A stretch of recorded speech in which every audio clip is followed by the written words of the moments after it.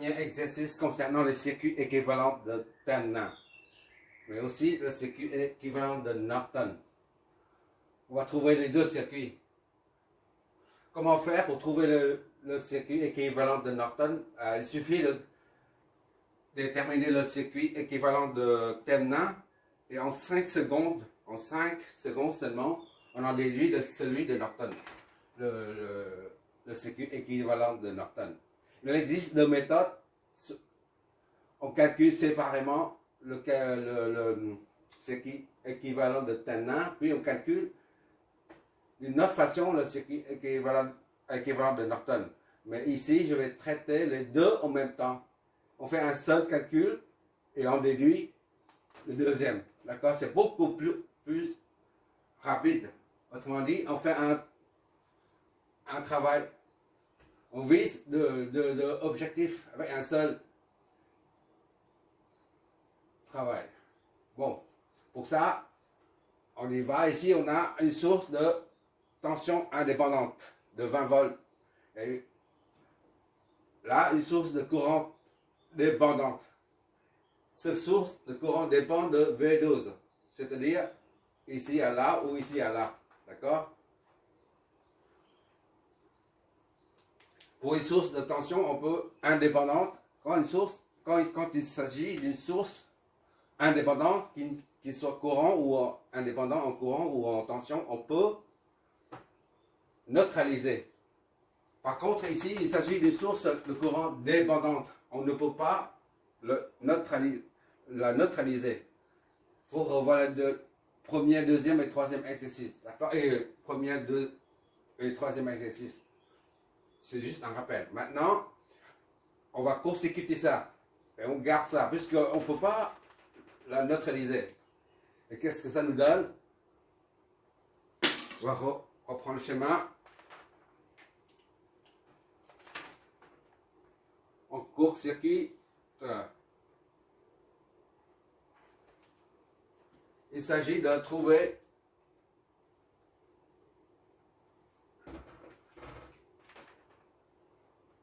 RTH et VTH aux bornes de 1 et 2. D'accord? C'est ça le travail.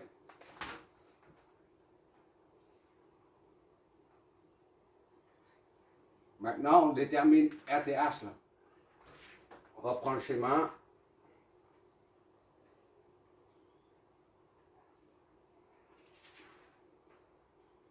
Ça, on ne peut pas neutraliser. On remet simplement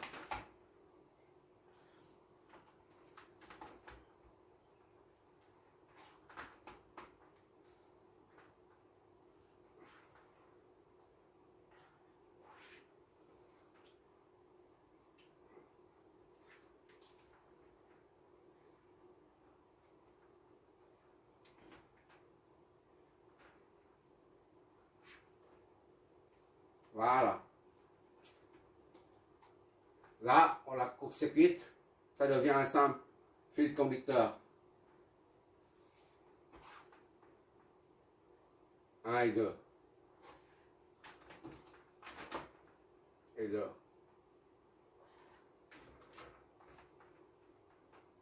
Et 2.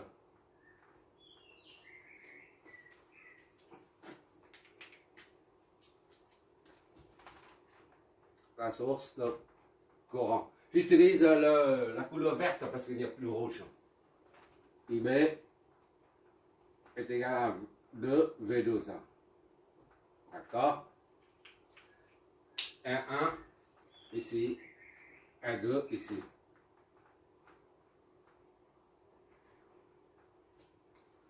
Bon, là on ne peut pas court-circuiter, on ne peut pas la neutraliser. Donc, comme pour la vérification, on fait exactement comme pendant la phase de vérification. C'est-à-dire, on injecte un courant via une source externe.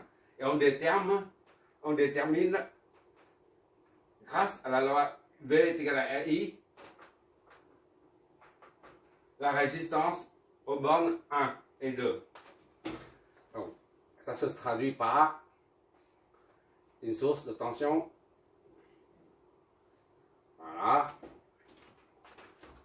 on va injecter dedans un courant. Puisqu'on met une source de tension, ça va faire circuler un courant dans le circuit. D'accord? Plus, moins. On dit VA, VC. VA, IB, VC est égal à 1 volt. D'accord? Et ça va éviter un courant IC. Ici. Voilà. 1.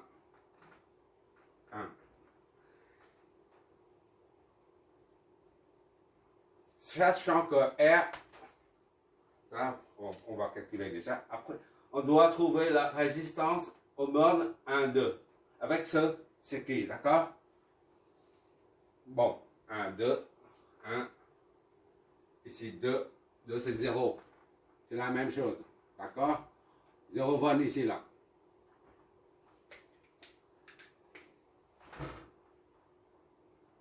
V0 et 0 volt. D'accord? Point de potentiel de référence, c'est 0 volt. 1, 2, donc ici c'est 3. 3, mais c'est la même chose que 0 là, parce que tous ces points sont reliés. Donc ici, 0 aussi. Maintenant, il nous reste qu'à donner un sens, supposer un sens des courants. Ici arrive ici. Comment faire?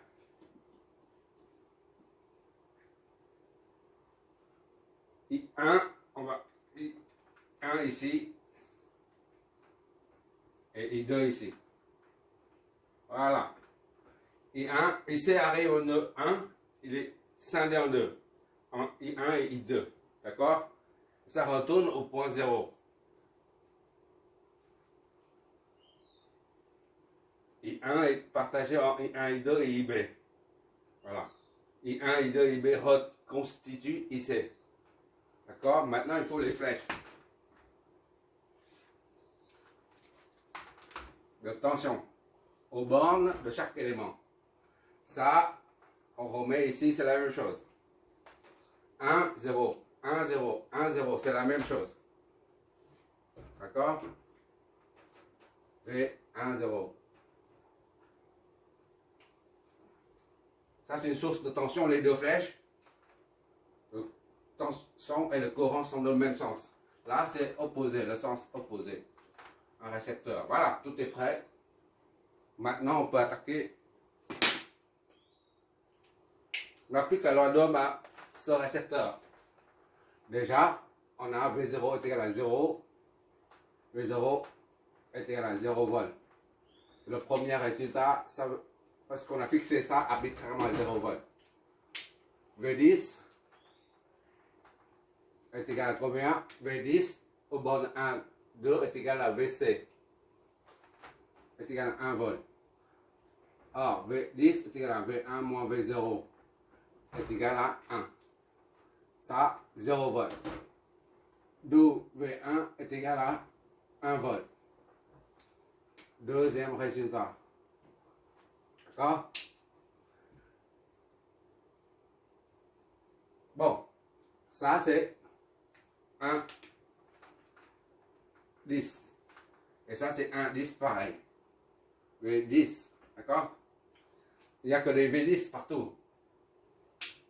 Bon, maintenant, V10 est aussi égal à R1 fois I1. I1, V10 est égal à V1 moins V0 fois R1 I1, soit I1 est égal à V1 moins V0 sur R1. C'est-à-dire V1 est égal à 1 moins V0 c'est 0 sur R1 c'est 12. Par conséquent, I1 est égal à 1 sur 12 ampères. Voilà.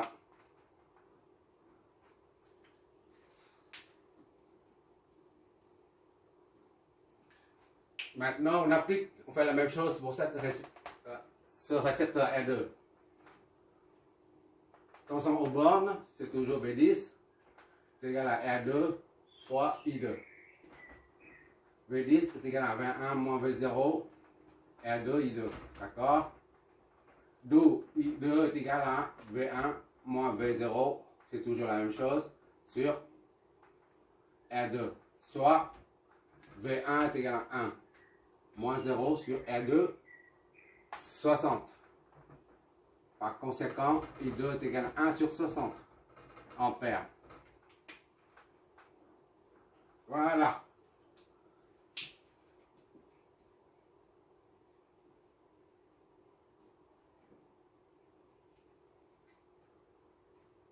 On se débrouille pour avoir plusieurs équations. On a IC qui arrive en 1. D'accord? Il y a 3 courants qui sortent du nœud 1. I1, I2 et IB. IB, c'est là. Je reprends ici IB. Voilà. D'accord? Donc, I1 plus I2 plus I3 est égal. Les courants sortants, la somme des courants sortants du nœud 1 est égale au courant entrant. IC. C'est-à-dire I1, I2, IB. I2 plus IB est égal à IC. D'accord?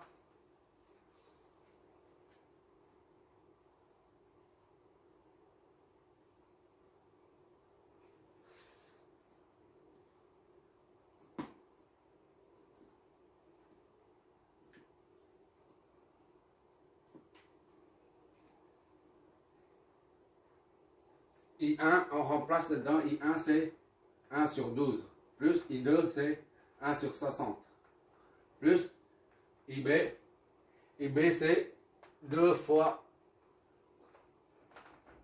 V12, d'accord, est égal à IC. IB là, c'est 2 fois la tension. C'est une source, IB, c'est un courant dépendant, une source de courant dépendant. 1 douzième plus 1 soixantième plus 2, on les décompose. On décompose ça en V1 moins V2. C'est égal à IC. D'accord? Soit 1 sur 12 plus 1 sur 60 plus 2V1 moins 2V2 est égal à IC. D'accord? Or, V2, ici, là, c'est le même que le point 0, là. Donc, 0 volt. V2 est égal à V0, c'est 0 volt. 2 fois 0, c'est 0.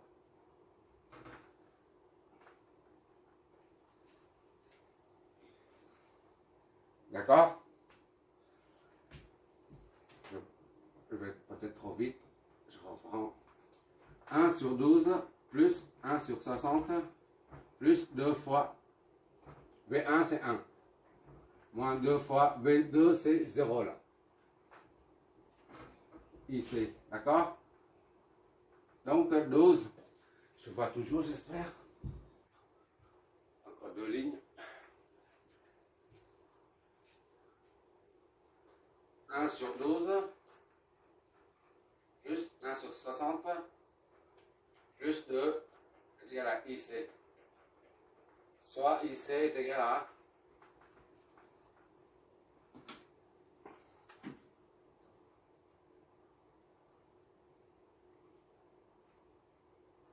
60 plus 2.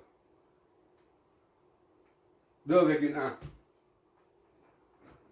ampères. D'accord? Là, c'est notre fameux IC recherché. À présent, on connaît IC et VC, on peut en déduire la résistance aux bornes 1, 2. R, 1, 2. VTH, R, 1, 2 est égal à R, 1, 2, c'est-à-dire la résistance aux bornes 1, 2 est égal à quoi en fait? On met VC est égal à R, 1, 2 fois IC. D'accord? La tension est égale à la résistance aux bornes multipliée par le courant qui entre. Donc R12 est égal à VC sur IC. R12 est est égal à VC. VC c'est 1. Sur IC c'est 2,1. R12 est égal à ça. 1 divisé par ça. 0,476.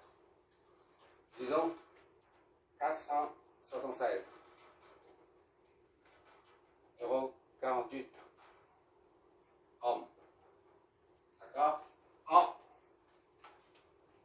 Oh, on a ici, c'est la résistance équivalente de terminal.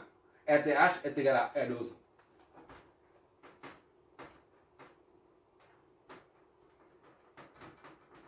VTH est égal à 0,48 ohms. Voilà notre premier paramètre RTH. RTH. Ce qu'on cherche. D'accord? Maintenant, un circuit équivalent de terminal est composé d'une source de tension terminal munie d'une résistance équivalente de terminal RTH. VTH. D'accord? Ça, on l'a trouvé. RTH, on l'a trouvé. Maintenant, il reste VTH à trouver. Pour calculer VTH, on utilise le circuit initial. D'accord? Le circuit d'origine. Maintenant, il faut chercher la tension. On vient juste de trouver la résistance équivalente. Voilà. Maintenant, il ne reste que la tension. VTH. Voilà, aux bornes. 1, 2. Bon, je reprends ici, j'efface après. RTH 0,48. Le résultat. RTH 0,48, 47, 48 ohms. Voilà. J'efface ça.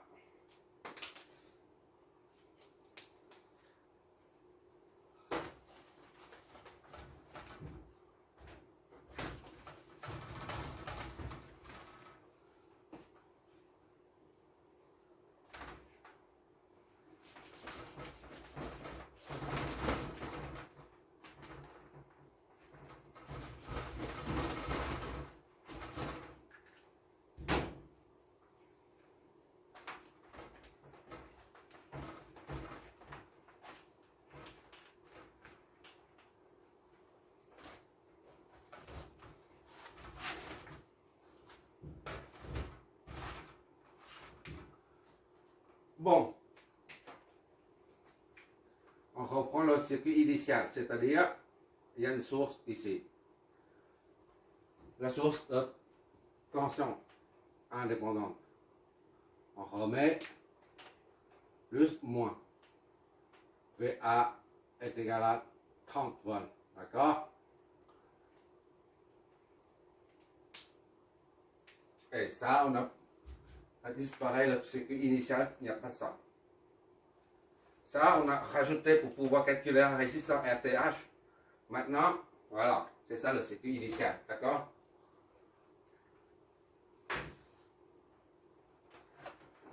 V10, c'est V12. V10 ou V12, c'est la même chose, d'accord?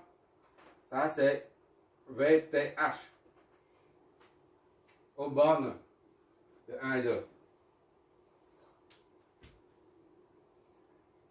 On suppose un courant qui sort ici. Donc, c'est fini. On reprend. Un courant qui sort d'ici. I1. Oui, peu importe. I1. I1 arrive jusque là. D'accord? Ça descend I2 et IB. Ok, ça marche comme ça.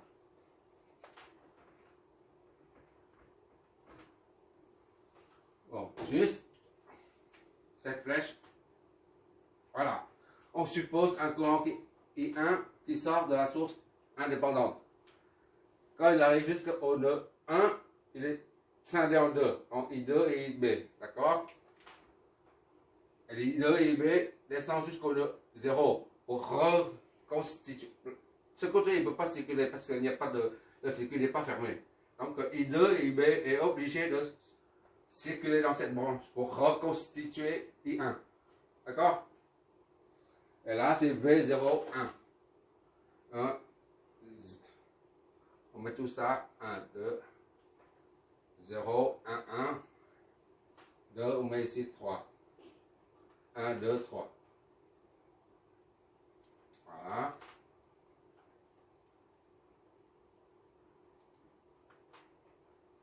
C'est 3, 1. On est en train de refaire le circuit 3, 1. Et là, c'est 1, 0. 1, 0. Tout est bon. 3, 1.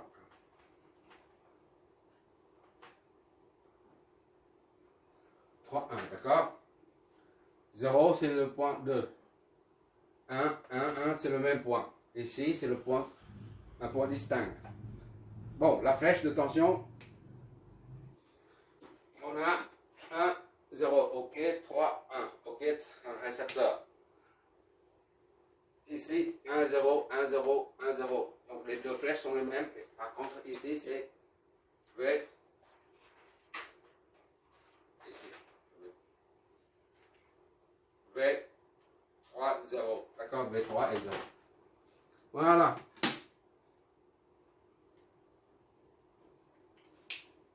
Il faut trouver le poteau. Là, c'est 0 volt déjà. C'est connu.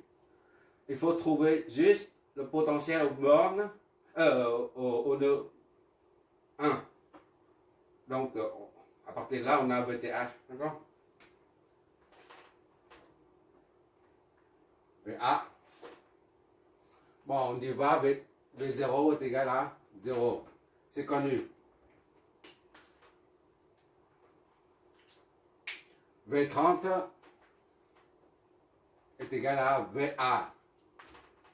Ici, là. VA est égal à 30 volts. Alors, V30 est égal à V3 moins V0 est égal à 30. V0 est 0 volts. Donc, V3 est égal à 30 volts. Ça se voit à l'œil, en fait. Là, c'est fait.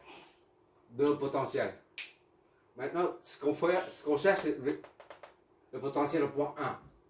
Donc maintenant, on applique la loi d'Ohm à ce récepteur. V31 est égal à R1 fois I1. V31 est égal à V3 moins V1. R1, I1. D'où I1 est égal à V3 moins V1. Divisé par R1. Égal à V3. V3 c'est 30. Moins V1. V1 est inconnu. Ça reste sur R1. R1 c'est 12. De là, on en tire 30 moins V1 sur 12. Notre première équation contenant le potentiel V1 qu'on cherche. Maintenant, deuxième équation, c'est là. On applique la loi d'Ohm à ce deuxième récepteur.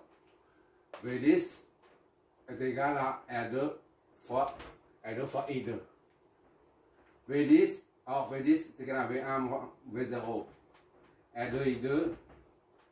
Par conséquent, R2 est égal à V1 moins V0 sur R2. D'accord? V1 est égal à combien? V1 est inconnu. Moins V0 c'est 0 sur R2. R2 c'est 60.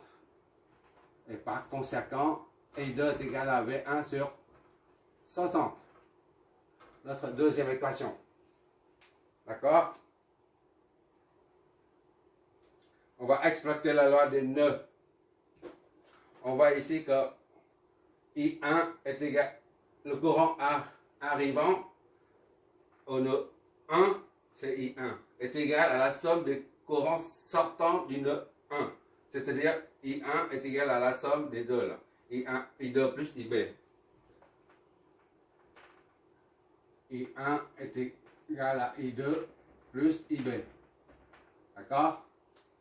I1 soit I1 moins I2 plus moins IB est égal à 0. I1, I2 plus IB. D'accord? Ok. Je vois toujours, j'espère. Ah oui, lâchement. On injecte tout ça là-dedans, dans cette équation. I1, c'est 30. Moins V1 sur 12.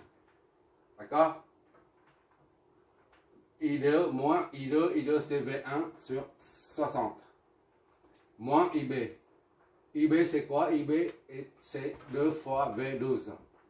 D'accord? Donc 30 moins V1 sur 12 moins V1 sur 60 moins 2. On décompose ça en potentiel. On décompose, on détache. V1 moins V2. D'accord? C'est égal à 0. De là, on a 30 moins V1 sur 12 moins V1 sur 60 moins 2 V1 plus 2 V2 est égal à 0. Alors, une dernière ligne.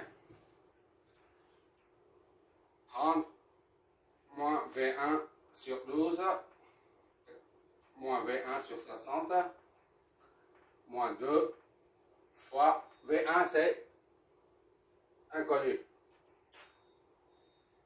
V1 c'est inconnu.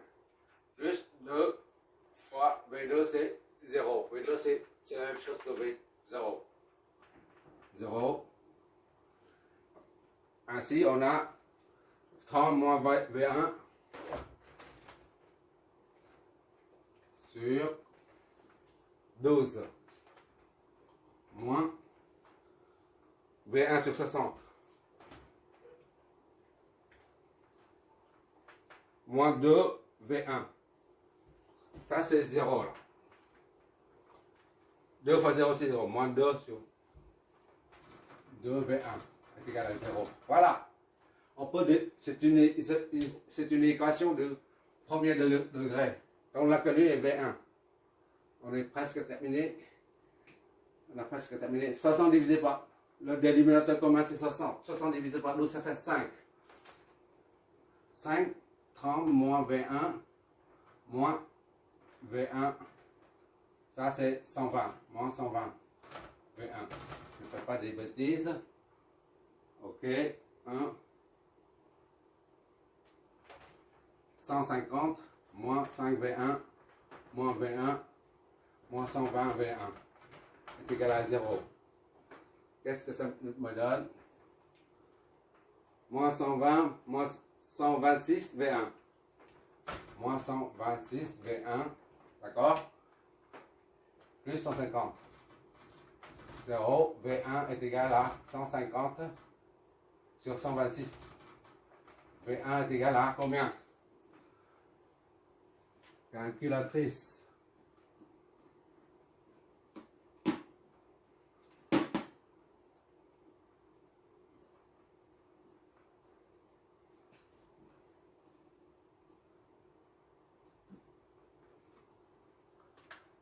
Cent 50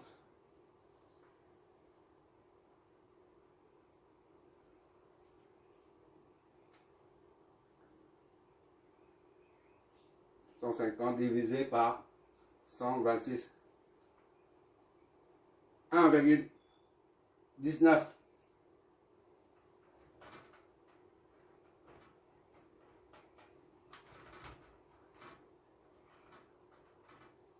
Voilà. Parce qu'il s'agit des potentiels.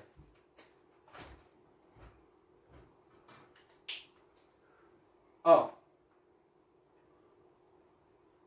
V10 est égal à VH, d'accord? On sait que V10 est égal à VTH. Et V10 est égal à V1 moins V0 est égal à VTH. Ça, V1, on remplace dedans 1,19 moins V0, c'est 0, est égal à VTH. Soit VTH est égal à 1,19 volts. Voilà, c'est terminé. Notre circuit équivalent de Thévenin est donc celui-là. C'est une source de tension équivalente de Thévenin dont la tension est VTH est égale à 1,19 volts. Et la résistance est équivalente, c'est 0,48. J'ai mis les chiffres décimaux. Il faut accepter une certaine erreur. Voilà. Et comment faire pour trouver le circuit équivalent de Norton? Il suffit de déduire à partir de ce circuit. On n'a pas à recalculer, hein, parce qu'il y a une méthode qui consiste à faire circuler un courant dedans et faire tous les calculs qu'on a fait. Donc c'est très très très long. Il suffit chaque fois, quand vous avez un circuit, il suffit de calculer le circuit équivalent de Thévenin et puis on déduit directement.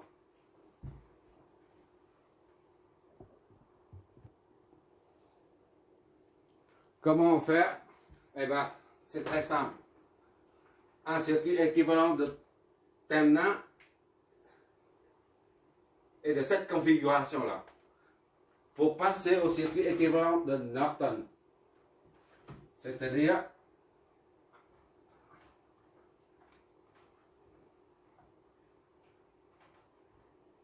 c'est ça qu'on appelle circuit équivalent de Norton. Il faut revoir le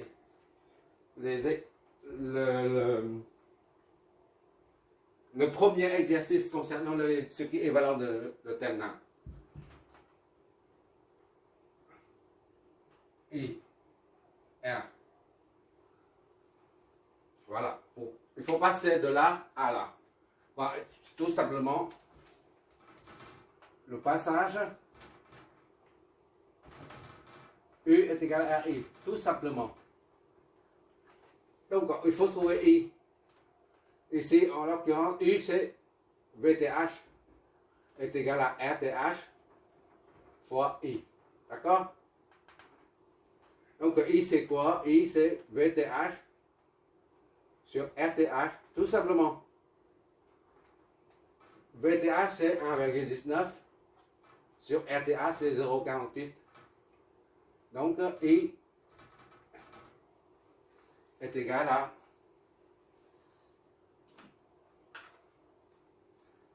1,19 divisé par 0,48. C'est ça, hein? Oui.